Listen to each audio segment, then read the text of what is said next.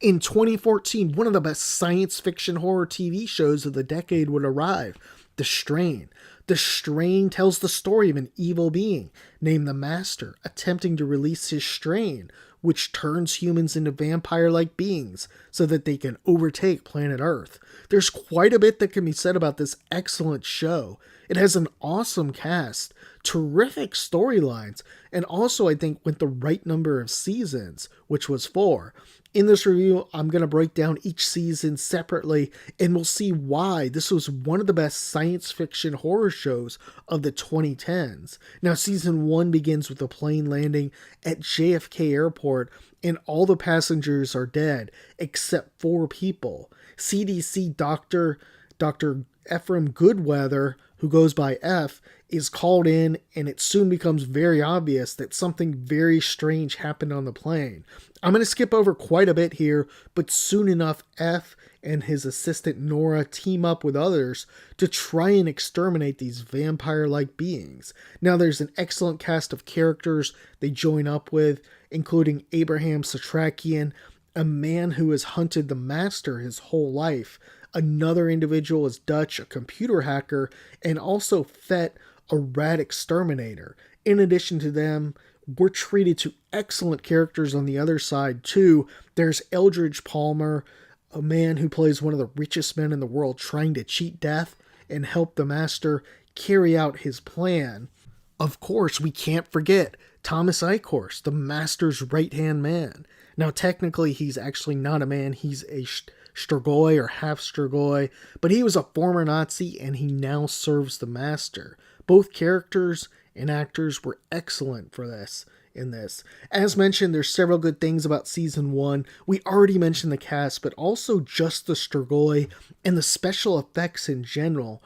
Rather than going for just some bland, stereotypical zombie or vampire, the writers really add some cool things.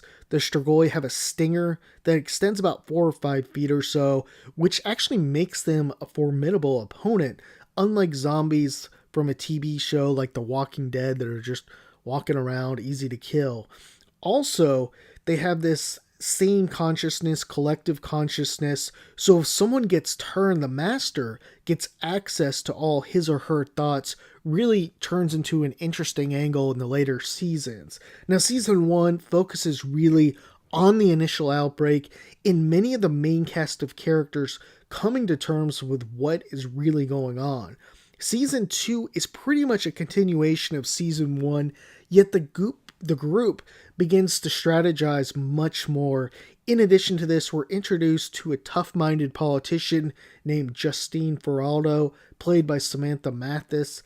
Unlike so many of the corrupt bureaucrats bending to Eldridge Palmer and the Master, Feraldo is no nonsense, and her community is beating the Strigoi. In sum, she's another solid addition to the show until she dies in season 3, but still she was a great call in this show. Season 3 was another excellent season and really follows much of the same storyline as 1 and 2. There's some small changes among the cast and dynamics, such as Dutch and Dr. Ephraim Goodweather bonding, and also the half-human, half-Strigoi named Quinlan joining forces with the group and plotting against the Master. The season had some great episodes, such as the episode on the Battle of Central Park, one of the better episodes in the whole series. The series finale, or the season finale, wraps up with Quinlan pinning the Master in a silver and lead plated box. The group is ready to drop the coffin to the bottom of the ocean when suddenly a blast happens. The casket opens and the Master blows away, ultimately escaping. Now, back at the Empire State Building, spoiled Zach, who's Ephraim's son, angrily sets off a nuclear bomb after F kills his mom, who's a Strigoi working for the Master. There's a lot that can be said about Zach, his role, and whether he got too much screen time and played too big of a role. Regardless, I think Ephraim sums it up well in season 4 when he says, "I'm not sure if I want him to be alive. I mean, if your son is a mass murderer, does he deserve to live?" Season 4 has much more on this. It opens up on a much more somber note than the other seasons.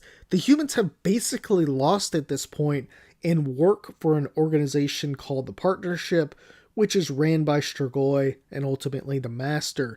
To make matters even worse, a nuclear winter is blocking the UV rays, and the Strigoi are now able to go outside without harm. I have to say, pretty solid writing here, putting that bomb in there just for the nuclear winter. That said, humans at this point are basically just either being used for breeding or feeding. Still, though, the group, they're resilient. Fett and Quinlan are trying to get a nuclear bomb to kill the Master because they learned in Season 3 that the Ancients were killed by a nuclear bomb. Ephraim is still fighting the good fight, heads down to Philly. Dutch and Abraham Satrakian get captured and eventually escape. Now, the first 5 or so episodes, I have to say, it was a little bit disappointing that we didn't get to see the group together on screen more. They basically meet back up around episode 7 or so. But at this point, we're treated to a fantastic episode and really some terrific writing. The Abraham Satrakian versus Thomas Icor's battle. Now, for much of the season, Abraham Satrakian, he's not himself, in bad health. After being through vigorous experiments by the Strigoi, he clearly is not himself nor has the strength to beat his nemesis, Icor. Yet in the final minutes of Season 8 of that episode, Satrakian battles Icor, loading himself up with rat poison and poisoning Icor, essentially killing himself, but just willing to do it so he can take out Icor. It's an incredible ending and really clever writing. Throughout the series, Satrakian's life goal was to beat Icor and the Master to stop them, and with Icor gone, it's really a significant blow to the Master. Now, the next 2 episodes, we see the group basically planning to take out the Master. Probably one of the key things in these episodes is around Zach and F. F is faced with the impossible situation in that little Hellraiser Zach is loyal to the Master and not his father. F ultimately makes the right call, abandoning Zach and letting him know he's on his own. There's really a lot that can be said about this, but I think the writers went this route because there's no real redemption one can have when someone sets off a nuclear bomb. Should the writers have made Zach good and possibly had another evil human set off the bomb, I think they probably should have gone that route, but keeping Zach evil definitely didn't ruin the show by any means. That said, the final episode was pretty good, although I did think there were a few plot holes. If you recall, in the series finale, the group brings the Master deep underground with the nuke, and the idea is Fett can set off the nuke, and it'll keep the city, New York City, intact. Now, when the Master arrives, Zach is alongside him and heads down underground. For some reason, F jumps in the other elevator heading down instead of Fett.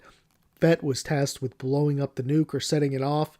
Next, the Master fights Quinlan, and it was a little bit strange because Quinlan was presented with that he could beat the Master. He had trained his whole life for millennia to beat the Master, and now he was finally ready to do it, but he doesn't do it, essentially. I thought that was a little bit of a plot hole there.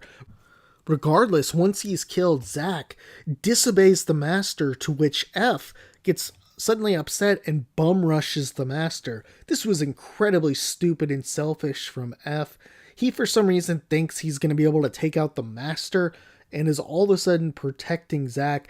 I get it's his son, but he really has to think bigger picture here. If that nuke does not go off, humanity is wiped out. The Master, of course, easily takes F and then overtakes his body, leaving Zach, who suddenly had this change of heart.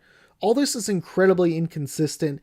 Zach has no problem murdering that girl who didn't like him, and also setting off a nuke, but all of a sudden has this sudden change of heart when he sees the Master kill another Strigoi.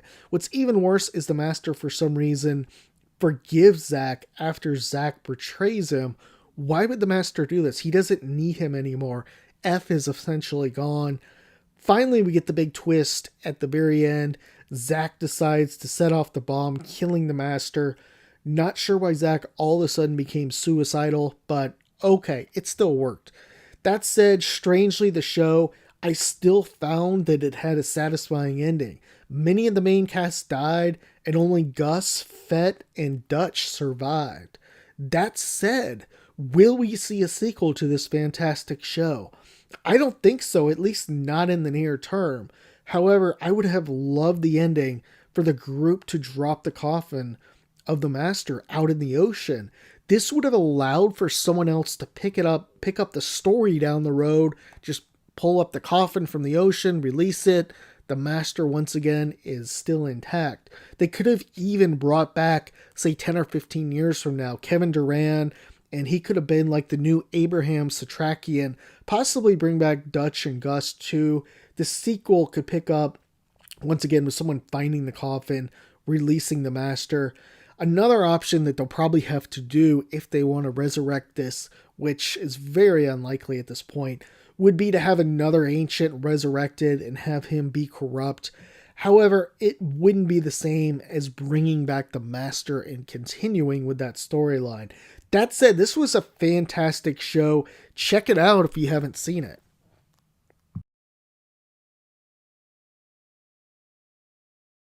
Every once in a while, a show comes along that really wows me.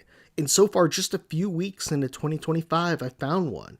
American Primeval is a Western limited series that I think is absolutely fantastic.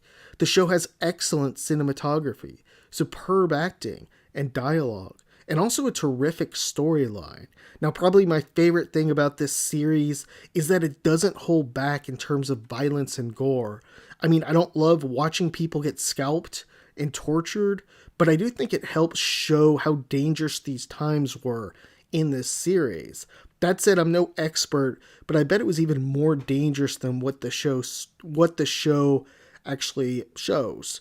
Now, in addition to the violence, the show doesn't try and push any sort of DEI messaging or create historical inaccuracies around to please sensitive audiences. I mean, I know the woman chief was created and fictional, as was the young mute Native American. I think her name was Half Moon, but it's really not over the top like we see a lot in Hollywood now. I mean, we don't see Half Moon overpowering or killing men like we do in many Hollywood movies today. So if you haven't seen this show, it just recently came out on Netflix. I'm going to give a quick summary without giving away really anything on the show. Now, this is set against the backdrop of the Utah War, and American Primeval tells the story essentially of Sarah Rowell. She's a wealthy woman from the East. She's not a real life character. She's a fictional character, and she's essentially trying to venture west to find her son's estranged father. Now, back east, Sarah killed a man in self-defense, and she has a bounty on her head. She's a wealthy woman. She's desperate and really hopes the boy's father can help them, although it seems deep down she knows that he's not going to help. He seems to have abandoned them, although the show doesn't specifically say it. While traveling west, Raoul and a large group of settlers in the opening episode were slaughtered by... Now, Raoul wasn't slaughtered, she actually got away, but a large group of settlers, they were slaughtered by a group of Mormons and Paiute Indians. Now, this event, known as the Mountain Meadows Massacre, really did happen, although I'm pretty sure the details from the show don't match the historical accuracy of this. Now, during the massacre, once again, Raoul was able to escape with her son and were aided by one of the other main characters. His name is Isaac. He's a skilled tracker and warrior who lives out on the land. Unfortunately, he used to have a family, but his family was slaughtered. So the storyline is pretty simple in this series. It's an extremely violent area with Mormons, the American government, and Native Americans all fighting to control the land. There's paranoia, there's plenty of backstabbing and lying, and often problems are settled through killing rather than words. Now, usually when I praise a show or movie, I'm able to nitpick and find some things I don't like. In the show, I would say the first 5 episodes, there was definitely nothing. The final episode, I would have liked to have seen maybe a little bit of a different ending, but for the most part, I thought it fit the show. Fit the show, as we saw, at the very end, Isaac ends up dying. Some other main characters, I can't remember their names, they ended up dying as well. And after watching this show, I really had to ask myself why I watched so few Western shows. I liked Yellowstone and loved movies like The Revenant, older movies too, like The Unforgiven and Tombstone. And I think for me, I tend to enjoy the backdrop in the Mountain West area, as it really shows how tough these men and women had to be to survive back then. The more traditional Westerns, probably not as much, when it's just guys kind of gunslinging out in the, in maybe like Oklahoma or something. But I think out in the Mountain West just seems to suit me better. As for American Primeval, I really think that this should be an anthology series similar to something like American Horror Story or True Detective. The fact is, there's a lot of ugly and violent history, and the show could basically go in the same direction that they did for this show, maybe focusing on one violent historical event, and then create some fictional characters along with some true characters like they did in this show. It really worked brilliantly, and hopefully Hollywood will take notice and actually start making more shows and movies like this with original writing, original dialogue, and instead of just remaking the old movies and just making sequel after sequel and Superman or superhero movie after superhero movie. I mean, we've got just too many of those. Anyhow, have you seen the show? What did you think? Did you enjoy it? Have you heard, are they going to make any sort of second season to this? Let me know. Thanks. We've all been there. After a long night of heavy drinking, one wakes up dehydrated with a killer headache and just wants to stay in bed all day. In 2023, Netflix released the TV series Obliterated, a show about a special ops team forced to track down a nuclear device after a wild party with copious amounts of alcohol and drugs. The TV series rose to #1 on Netflix TV shows and was quite popular among fans. Despite this, though, after one season, the show wasn't renewed, disappointing many, including myself. This was due to the fact that viewership dropped dramatically for the show after 6 months. It should be said the show got 27 million views in November and December 2023. This review is spoiler free, so if you watch this, you could decide for yourself if you want to check out the show Obliterated. Obliterated is an action comedy series that has a unique storyline with just the right amount of comedy, drama, and mystery to make it good. The show has excellent production value with a dynamic group of characters, all of whom the viewer can relate to in different ways. The show is very entertaining, fun, and has an engaging plot. In the series, a specialized team has just taken down a terrorist and recovered a nuclear weapon. The team is ecstatic after this, and being in Las Vegas, decides to throw a massive party. As the team begins to get obliterated, we see team lead Ava Winters receive a call from her superiors that the nuke they recovered was actually a fake. Even worse, the real nuke is still in the city and will be detonated in the next 10 hours. Winters has to round up the team, all highly intoxicated, and begin to track the nuke. So I thought the show did a great job pacing and also introduced the right amount of humor at the right times. The series briefly explores the characters, so we have some background, but doesn't waste time on this. We know Ava Winters, her fiance, was killed in the line of duty, and since that tragedy, she's buried herself in her work. Now, one other positive aspect of this show was the twist. I have to admit, I didn't see it coming, but it ties everything in together.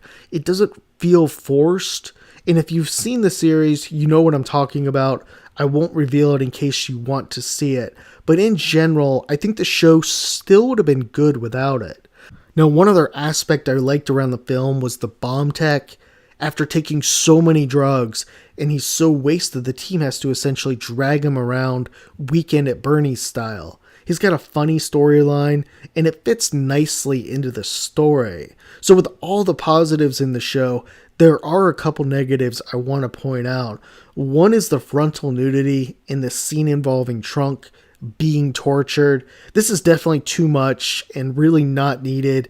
It doesn't add anything to the story as well, and it's really not funny in my opinion. Now, one other scene I wasn't a big fan of was when the group was in the desert. The scene was kind of dull, and I felt like it just kind of wasted time. I would have liked to see something else done with that time in the show.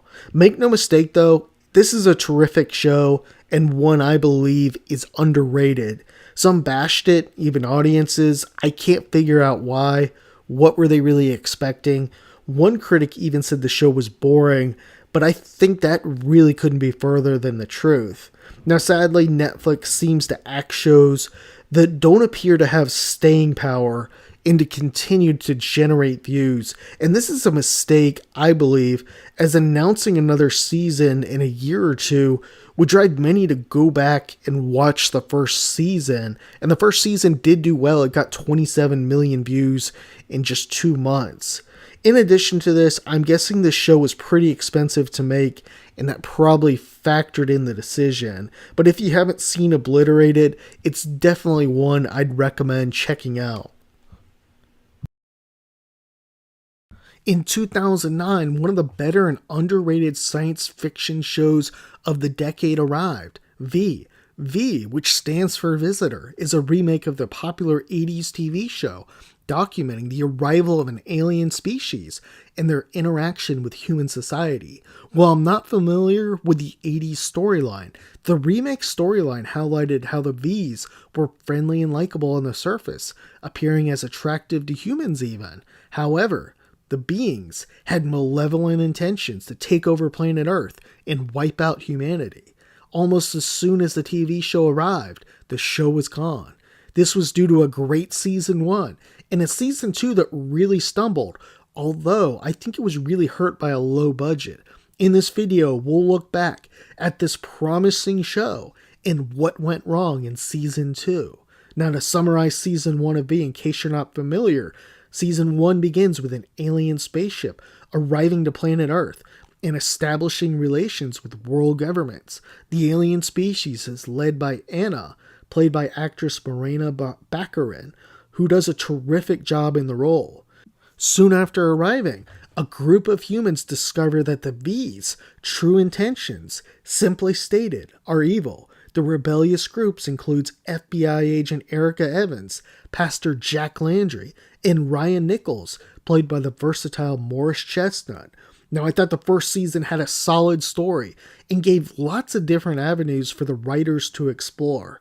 It's simple as we follow a group of humans trying to plan and ultimately stop or expose the V's and their malevolent plans. They're up against all odds as the V's have superior technology and also have cultivated relationships with governments around the world. Now, in addition to this, the V's have planted their own people, or aliens I should say, in human society, often in important positions. For instance, Erica's partner poses as a human, but is actually a dangerous V. The group has to be strategic about what they're going to do, being badly outnumbered and having worse technology. So in sum, for season 1, we see these rebels join and form strategies about how to take down the powerful V's. While season 1 was intriguing and full of potential, season 2 was definitely a pretty big letdown. I still don't think they should have canceled the show, but it really failed to produce the suspense from season 1 and felt like a significant step back, which doesn't really happen, with a lot of different shows. Usually season 2 isn't that big of a step down. Now, season 2 introduces Anna's mother, who Anna has held captive in the ship. She really brings nothing to the show and is a pointless storyline. There are other bad storylines too, like Red Rain and Blue Energy, but I think what really hurt season 2 is the action and effects were bad, and it's kind of just more of the same from season 1. The writers try a few new storylines, like the group trying to work with some radical fifth column members who will kill innocents to kill bees. However, nothing really lands. Again, I believe much of this had to do with budget constraints for the show, and they surely weren't working with a Game of Thrones-like budget here. If they had been, we could have seen some excellent scenes and really good effects, which could have helped the show. Now, one of the big things and positives from season 2 was around Anna trying and failing to understand the human soul. As someone who runs a YouTube UFO channel, I have to say I do think this was a good angle for the writers to pursue. There's cases, whether you believe them or not, of individuals alleging to be abducted and the aliens trying to understand the human soul. Now, I'm guessing one of the writers had a background on this or had read this. This is further evidenced by how the bees were presented as human and attractive outside, but lizard on the inside. I'm always a big fan of UFO movies and TV shows, and it's disappointing that this show ended so soon and really couldn't get more seasons out of it, good seasons. But did you watch V when it was out? What are your thoughts on the show? Thanks. Now, one of the best Amazon TV series that I think has been put out in really the last 5 years or so is the 2020 series Hunters. Now, Hunters is based in the late 1970s and stars Al Pacino as Meyer Offerman, a man who's recruited a group to hunt down Nazis hiding and living in the United States and really around the world. Now, this was the second time I watched this series, and it's pretty amazing what one forgets in 4 years. That said, I thought this show had a good storyline, interesting characters, and also was unique. Now, one big flaw I have to point out really quick, this is from season 2, maybe I'm missing something here, is I can't understand something that happens around Jonah's fiance. It's in episode 3 or 4. She answers the phone and starts essentially bad-mouthing Jonah. And it surely seems to me like she's either cheating on him or she's a Nazi. And at the end of the show, nothing really happens with her becoming bad. You know, she's clearly not a Nazi. She clearly loves him. I'm not really sure that I understand what exactly was going on there. If you know, definitely comment, because I can't seem to figure it out. Now, after watching this show, switching gears just a bit, let's switch gears. Most of the strength in this show lies in the fact that, well, many Nazis did in fact flee Germany after the war and change identities. While the show surely does create some fictional Nazis, most of the characters are indeed based on real-life Nazis from the war, and usually ones from the concentration camps. This makes it intriguing, I think, as it's based on real life. Now, the show dives into real aspects too, like Project Paperclip, for example, all the Nazi scientists coming over, the US going out and recruiting all these Nazi scientists, and they essentially helped get us to the moon, and I believe some other really highly classified projects. So the show only has 2 seasons, which I think is a good number for a show like this. Season 1 revolves around Jonah and his transformation from this average teenager to a Nazi hunter. Also, the season has a big twist in the end around Al Pacino's character, Meyer Offerman. More on that in a bit. Season 2 deals with the group hearing a rumor that Hitler is alive in South America and heading down there to hunt him. Now at this point, Jonah, he's a cold-blooded killer, and he teams up with his great aunt and her Nazi-killing team to apprehend Hitler. Now, I thought the show took a pretty big nosedive season 2. Al Pacino appears in flashbacks, but that's about it. Some are good, like him visiting his sister. Although I would still think she would recognize him. I don't care how much plastic surgery one would have. Maybe not if separated at a young age. I guess that's a fair point. That said, coming back to the twist from season 1, even after watching the show again, much of it didn't add up. As you might recall, Meyer Offerman is not Meyer Offerman, but is actually the evil doctor Wilhelm Zooks. Somehow, some way, he's able to befriend his past love, Jonah's grandmother, Ruth. Now, Ruth and the real Meyer were in love in the concentration camps and got split up after the war. Still, much of this doesn't make much sense to me. In my opinion, I would think Ruth would be able to recognize that Al Pacino or fake Meyer Offerman wasn't really Meyer Offerman. That just doesn't make sense. They would be older. They would be able to know the same characteristics, the same mannerisms, the same memories. I mean, when you think about it, if you're in love with someone, even if it's been 40 years, you're not going to forget the face, the eyes.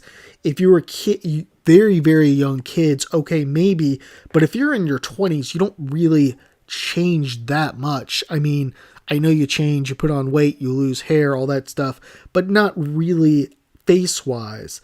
That said, I don't think the twist with Meyer was needed. They could have had a season 2 about hunting Wilhelm Zooks as well. And they could have just left that out, kept Al Pacino as the good guy in the show, or if he didn't want to come back for season 2, they could have just had him get killed dramatically. Now, one thing I have to point out about the show is that the opening scene in the first episode is fantastic. It's the best opening to a show I've seen really in a long time. Nazi Biff slaughters a woman who recognizes him as his whole family, and really, he goes off and kills everyone there. He kills his own family. And I think this would have been better if after the fact we didn't learn Biff was in such a public position. It does kind of lead one to ask, how come no one else spotted him since he's on TV all the time? I can't remember what he was specifically in Washington, D.C., but he was in a pretty public position. I guess you could make the argument that he, back in the 70s, people's faces weren't plastered across, the TV and the internet like now. I mean, unless someone went in the paper specifically and saw that. But switching gears to season 2, one thing I didn't like was how Joe was presented. He's brainwashed and appears to be switching sides at random. I think the writers are trying to show the persuasiveness of the Nazis as they break Joe, who's really a soldier and, just a classic soldier, and they make him one of their own. I don't think this was necessary. They should have left him just as the badass he was. Now, most of the other characters were solid in the film. I do think the end of season 1 was pretty good too, as we saw the hunters destroy the factory, and we also saw, I can't remember her name exactly, but Hitler's wife, who's in the show, very powerful actress, did a great job in her role in that episode, and also she was in season 2 too. In sum, I think this is just an entertaining and interesting show to watch. It's got good acting and a pretty good story for both seasons. Definitely check it out if you haven't seen it. If you have, let me know any thoughts. Let me know any plot holes that I might have missed or anything you saw. Appreciate it.